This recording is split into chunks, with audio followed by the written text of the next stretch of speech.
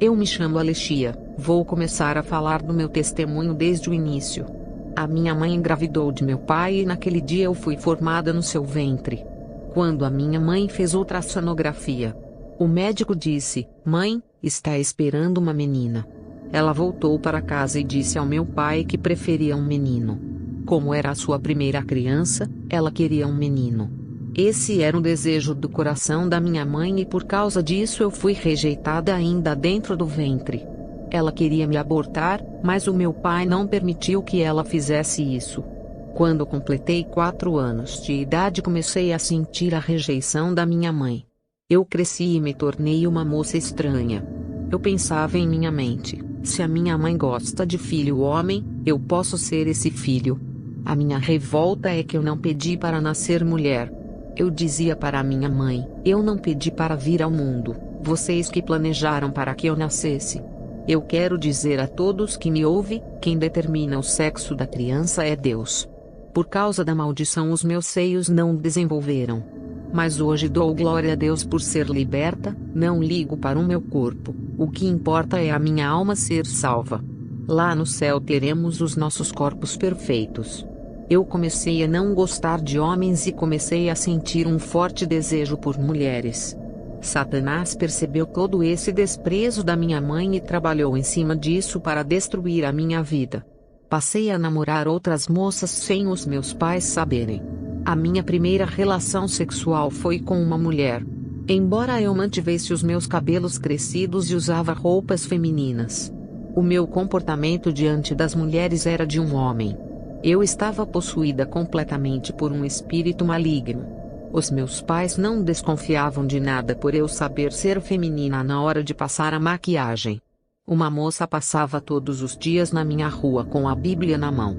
Senti um interesse por aquela moça, queria um namoro sério com essa jovem. Fui visitar a sua igreja através de um panfleto que recebi dela. Glória a Deus, Jesus sabe como trabalhar. Ele usa os nossos desejos pecaminosos para ganhar as nossas almas. Aquele convite me levou a pisar os meus pés na igreja pela primeira vez e ter um encontro com Jesus. Mas o que me levou a ter esse encontro foi essa moça que serviu de isca para que eu caísse na rede do meu Salvador. Através da minha fraqueza, fui resgatada por Deus. Entrei na igreja e um homem de Deus olhou para mim e revelou toda a minha vida. Ele sabia que eu era lésbica e ainda disse que a culpa não era minha por seguir esse caminho, e sim da minha mãe, quando ela abriu a sua boca e disse que preferia um menino ao invés de uma menina. Ela sem perceber havia jogado uma maldição no seu ventre, através de suas palavras que veio do seu coração com forte desejo. Naquele dia um demônio entrou no ventre da minha mãe e me possuiu. Eu nasci endemoniada e nunca tinha gostado de homem até receber a libertação. Aquele servo de Deus colocou as suas mãos sobre os meus ombros e orou. Eu caí no chão endemoniada e aquele demônio que morava dentro de mim há 20 anos foi embora. Aquele servo de Deus disse que eu estava possuída pelo espírito do lesbianismo. Eu fiquei livre daquele demônio que me acompanhava desde o ventre e pela primeira vez estava aliviada e feliz por ser uma mulher. Entreguei a minha vida a Jesus e aqueles sentimentos malignos desapareceram da minha vida. Não sentia mais aquele desejo por mulheres e tudo estava normal comigo. Voltei para casa saltando de alegria. Comecei a sentir sentimentos por homens e terminei os meus relacionamentos com outras mulheres. Relatei ao meu pastor da igreja onde me converti a respeito dos novos sentimentos que estava sentindo. O pastor me passou uma instrução dizendo para eu orar para não cair na fornicação agora que um novo sentimento começou a aflorar. Ele disse que eu posso se relacionar com um homem, mas eu tinha que orar e pedir uma pessoa de Deus. Eu era nova convertida, mas Deus sabia o desejo do meu coração e revelou para o seu servo para que eu não caísse em mais um laço do diabo que é a prostituição. Comecei a orar todos os dias pedindo um esposo, mas Deus tirou isso do meu coração e mudou a minha oração para que eu me fortaleça. A voz do Espírito Santo dizia suavemente que grandes são os mistérios que vão ser revelados para mim. O Senhor me revelou quando orava, tudo o que estava em oculto. Ele me advertiu para não se relacionar com homens ímpios. Eles iriam me tirar do caminho de Deus e me levar a lugares que não agrada a Deus.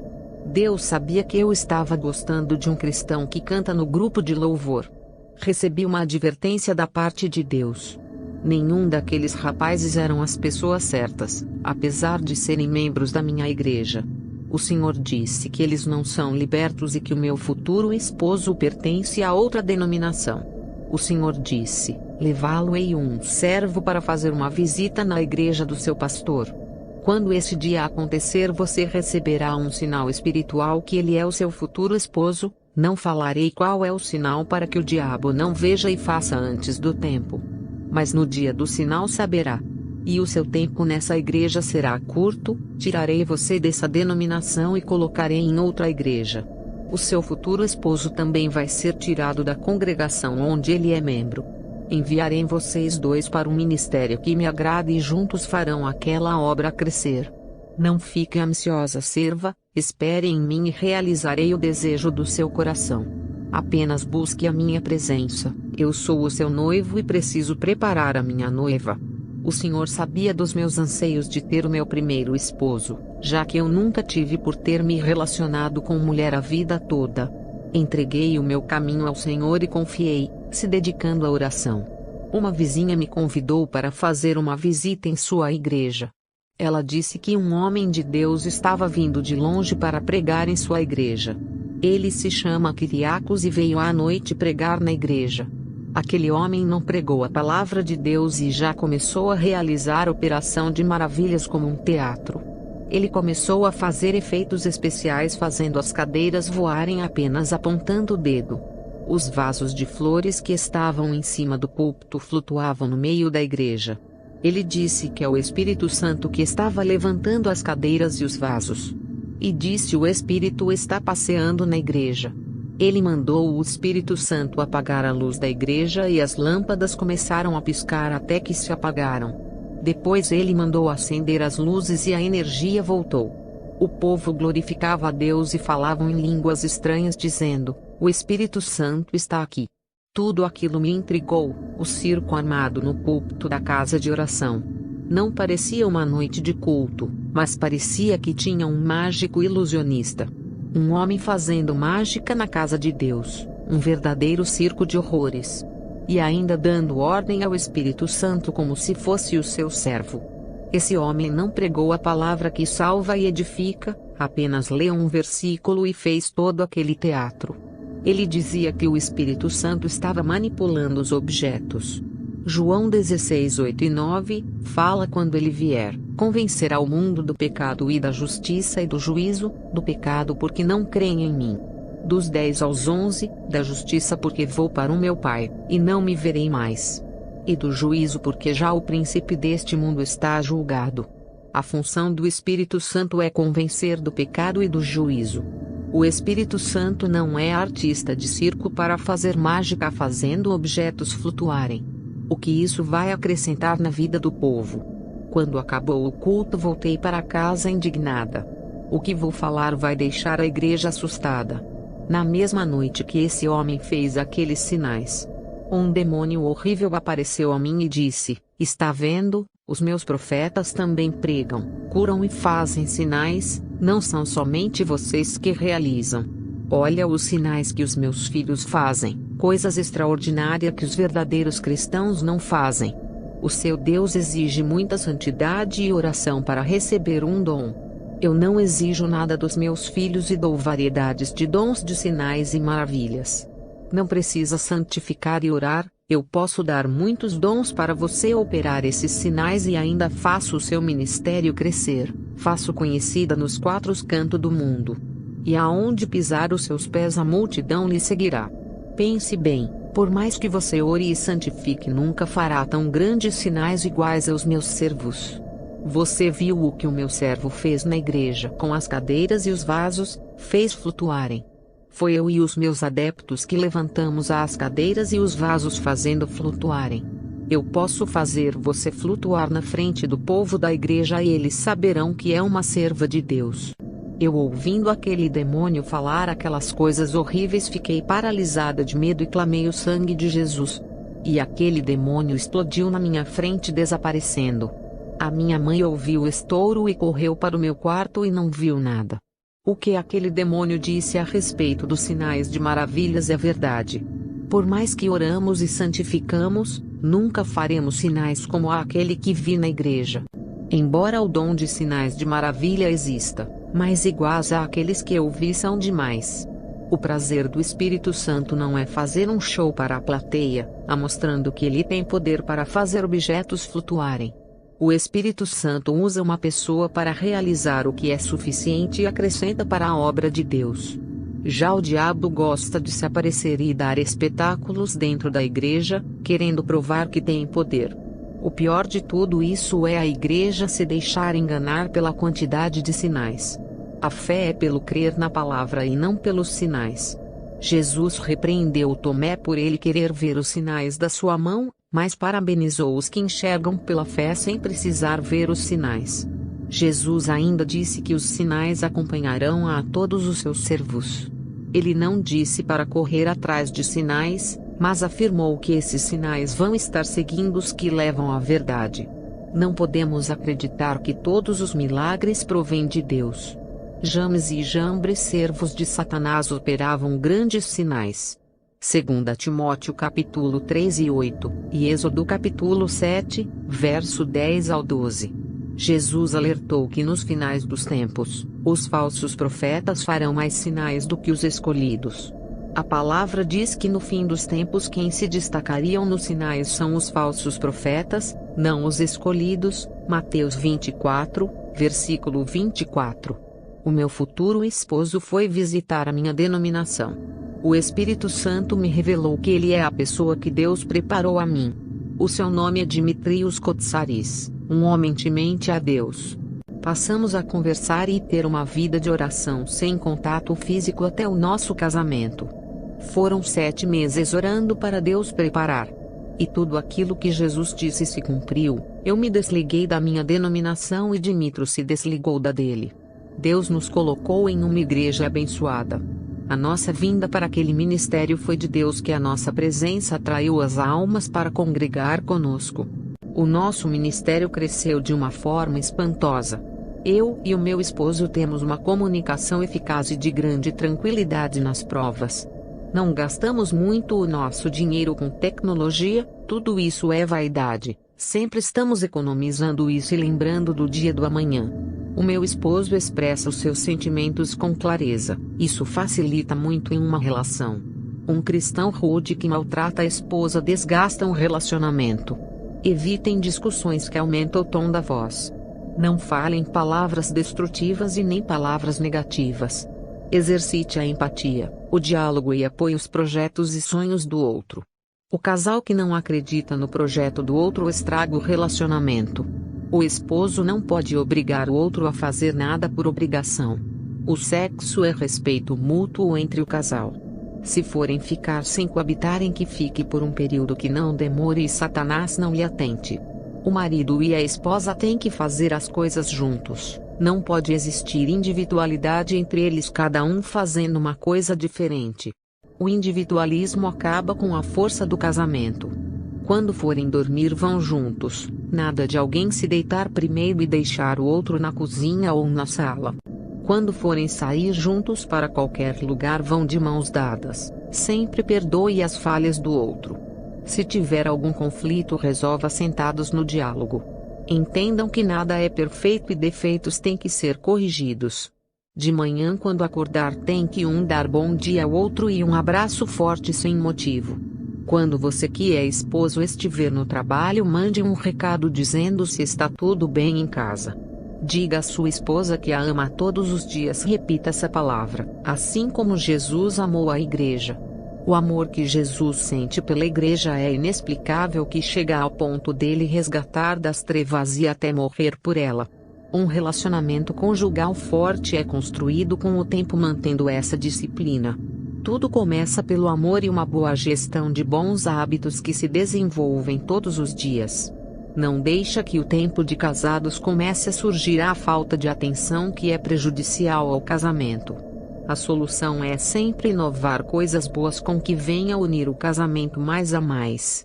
Não fique reclamando de sua esposa, mulher, não fique reclamando do seu marido. Parem de falar mal um do outro e ainda se justificando que estão certos. Não deixe Satanás destruir o casamento de vocês. Um casamento é como um jardim que é preciso ir cultivando com o passar do tempo. Estou advertindo a vocês porque o Senhor me revelou sobre muitos casamentos sendo destruídos por não se entenderem. Tem muitos cristãos divorciados por causa de coisas fúteis. Eu e o meu esposo, quando se desentendemos, compartilhamos as nossas falhas um com o outro, pedindo perdão um para o outro. Isso é maturidade que temos. Estamos evitando a cometer os mesmos erros em nosso casamento e estamos melhorando a cada dia.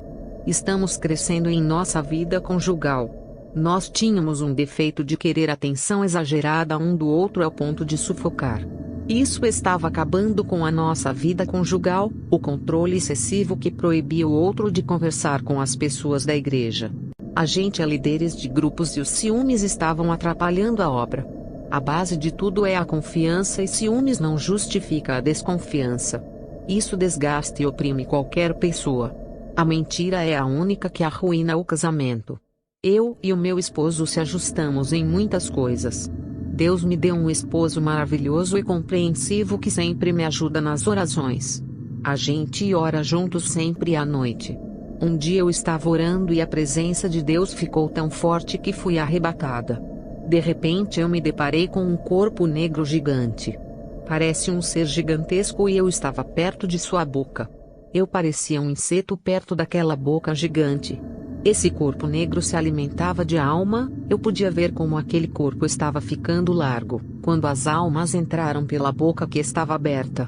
Eu vi a boca daquele lugar abrindo e engolindo milhões de almas. Quanto mais pessoas ele engolia, mais crescia seu tamanho. O lugar aumentava igual uma bexiga. O inferno é um organismo vivo que se alimenta do pecado. Aquele corpo devorava tudo que tinha pecado. A boca não parava de engolir todas as pessoas de diferentes pecados.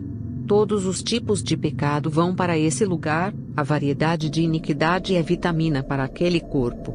Esse organismo, junto com todas as almas que estão em seu interior, será lançado no fogo para ser queimado eternamente. Ao aproximar-me da boca do inferno, ela abriu-se para mim e o cadeado que fecha a porta foi aberto. Apocalipse capítulo 20 versículo 10, fala que o inferno será lançado no lago de fogo. Provérbios capítulos 30 versículo 16, fala que o inferno tem ventre. Provérbios capítulo 1 versículo 12 fala que o inferno tem uma boca onde descem as almas conscientes. Isaías 5 versículo 14, fala que o inferno tem uma boca. Aquela boca me sugou igual a um aspirador e eu escorreguei pela garganta do inferno. Estava cheias de lodo e lama podre. Eu caí num abismo que parecia que não tinha fim a minha queda. Eu parecia uma pedra sendo lançada para baixo no abismo. Eu estava em um buraco profundo e gritava que a minha garganta estourava. Jonas capítulo 2 versículos 5 ao 6, fala das algas que se enrolam na cabeça. Também fala de covas, prisões eternas e das trancas da terra. Eu estava presa eternamente em uma cova, trancada debaixo da terra e ainda umas cordas se enrolaram na minha cabeça e garganta me sufocando. E quando não tinha mais esperança, algo me puxou para fora daquela cova. Eu comecei a caminhar por aquele lugar e vi um vale só de homem homossexual. Esses homens estavam um em cima do outro e uma voz dizia que eles mesmos tinham praticado sexo entre eles quando estavam vivos na terra. E continuei caminhando e vi um homem no tormento. Esse homem eu conheci ele no leito de hospital. O meu pastor tinha ido ao hospital e evangelizou-o. O homem estando em fase terminal, os médicos disseram que ele tinha câncer e não havia mais jeito. Ele estava condenado à morte. A sua solução era entregar a sua vida a Jesus. Ele não queria se arrepender e disse para o meu pastor que se Jesus fosse bom, não teria deixado o câncer comer ele por dentro. E partiu sem se arrepender dos seus pecados e estava arrependido naquele lugar. Também vi uma mulher que trabalhava de prostituta. Ela era minha vizinha e morreu há 2 anos de acidente de carro. Quando ela me viu, pediu para lhe tirar daquele lugar. Também vi uma amiga minha que morreu há 5 anos atrás. Ela era lésbica e quando ainda vivia a gente saía para as casas noturnas juntas. Ela se chama Adrasteia e quando me viu gritou o meu nome. O lugar onde ela está é infestado de lésbica. Aquele lugar seria a minha morada se eu não me convertesse. Também vi 2 homens que eram deficientes quando ainda viviam na terra. Vi um homem que era cego e estava dentro de uma cova de fogo. Uma voz dizia que mesmo ele sendo cego tinha um coração maligno. Usava a sua língua para mentir e ainda causava divisões dentro da família. Aquele homem havia nascido cego, mas vivia em fornicação. Ela pagava uma pessoa para levar ele às casas noturnas e quando chegava lá se embriagava e mantinha relações sexuais com várias mulheres. No inferno ele conseguia ver o fogo do tormento lhe consumindo. O outro homem estava sem perna e se arrastou pelo fogo. Uma voz disse que esse homem era um cristão, mas ele começou a caminhar para casas de prostituição. Ele trai a sua esposa que é uma missionária que vivia orando para Deus levantar o seu ministério. Ela também orava para Deus abençoar o seu casamento, agradecendo a Jesus pelo grande homem que Deus colocou na sua vida. Ela acreditava que ele era fiel. As suas pernas estavam levando ele para lugares que não era da vontade de Deus. Esse homem quando se converteu tinha prometido a Deus que os seus pés nunca pisariam nesses lugares. Ele tinha ganhado um carro de um servo de Deus que deu de coração para ele usar para a obra. Mas ele começou a usar o carro para outras coisas, levava os seus amigos ímpios para se prostituir nessas casas noturnas. E enchia o seu carro de mulheres. Ele estava pregando a palavra de Deus em adultério em cima do púlpito. Até que um dia ele não levou os seus amigos e foi sozinho se prostituir. Deus não queria que nada acontecesse com os seus amigos, e sim com ele. Nesse dia ele sofreu um acidente e as 2 pernas foram amputadas. A sua esposa chorou e questionava a Deus dizendo: Senhor, como o seu servo vai fazer a obra? O seu esposo também murmurava chamando Deus de carrasco. Até que ele desviou e o seu coração se endureceu. Mesmo sem as pernas tratava mal a sua esposa. E quando o povo da igreja ia visitá-lo, ele expulsava a todos dizendo que não queria saber de Jesus por permitir que ele ficasse sem as pernas. A perda de suas pernas não levou aquele homem ao arrependimento. Ele morreu e chegou ao inferno sem as pernas e se rastejava pelo fogo e gritava de dor. Continuei a caminhar e passei perto de um grupo de pessoas que estavam sendo chicoteadas pelos demônios. Uma voz disse: esses que vocês estão vendo são os desviados. Eles estão sofrendo as mesmas chicotadas que Jesus sofreu. Quando passei por aquele lugar e continuei a caminhar, eu vi milhões de almas caindo de cima. Elas pegavam fogo antes de chegar ao chão do inferno. Os gritos que ouvi naquele lugar são arrepiantes. Uma força me puxou para cima e eu estava fora do inferno. Fiquei flutuando nos ares. Uma voz disse: se prepare que vou lhe mostrar as visões que acontecerá no tempo do fim. Eu olhei para cima e vi um grande meteoro caindo do céu na terra. Esse meteoro, quando se chocou na cidade, derrubou 4 prédios que estavam juntos. Esses prédios tinham várias pessoas dentro que morreram com o fogo do choque do meteoro. Pedaços dos prédios caíram na avenida em cima das multidões de pessoas que estavam passando na rua. Os gigantes pedaços dos prédios caíram em cima de carros, casas, comércios e as chamas se alastravam por todos os lados. Multidões de pessoas foram mortas sendo esmagadas e queimadas. Essa visão me causou espanto, mas depois eu vi outro meteoro maior caindo dentro do mar. O impacto foi tão forte que as águas do mar ficaram agitadas e causou um tremor no fundo do Oceano Índico, Atlântico e Pacífico. As ondas subiram mais de 600 metros e continuou a subir passando disso. Prédios de 10 andares para cima que estavam perto dos mares foram cobertos. Pessoas foram arrastadas das janelas desses prédios através das ondas. As águas tomaram as avenidas, arrastando carros, caminhões, árvores, casas, prédios e multidões de pessoas. Isso aconteceu nos 4 cantos do mundo. Ilhas foram submersas, países pequenos à beira-mar desapareceram e civilizações foram tragadas. Pequenos países que são ilhas ficaram debaixo das águas no fundo do mar. Quando as águas ficaram normais, o mar estava cheio de corpos. Tubarões, crocodilos e outros animais marinhos se fartaram de tanta carne que foram arrastados pelas águas para dentro do mar. E na avenida havia muitos corpos, um por cima do outro, e também as ruas estavam cheias de corpos para todos os lados. Parecia que a cidade foi atingida por 10 bombas atômicas por causa dos destroços que as ondas causaram. Tubarões, baleias, peixes e outros animais marinhos também foram arrastados para a terra por causa das ondas. Vários barcos e grandes navios foram engolidos pelas águas. Os corpos mortos que estavam espalhados pelas ruas entraram em estados de decomposição. As autoridades governamentais não sabiam onde enterrar tanto corpos mortos de pessoas e animais. Com aqueles corpos mortos no meio da rua, epidemias de doenças começaram a se multiplicar através de insetos, vermes e bactérias. Os demônios que atuam no mar estavam mais agressivos e causaram redemoinhos nos mares e arrastaram embarcações. Olhei para o céu e vi uma pedra gigante vindo do universo e ao entrar na atmosfera do nosso planeta se despedaçava. Aqueles pedacinhos eram pequenos nos ares, mas ao cair na terra eram gigantes. Cada pedaço daqueles caíram no mar e nos rios. Essa pedra gigantesca que veio do espaço tinha um veneno tóxico. Quando caiu nas águas, elas ficaram contaminadas e milhões de animais marinhos morreram e ficaram boiando nas águas. Não havia espaço nos rios e nem nos mares para as embarcações andarem por ter tanto animais mortos.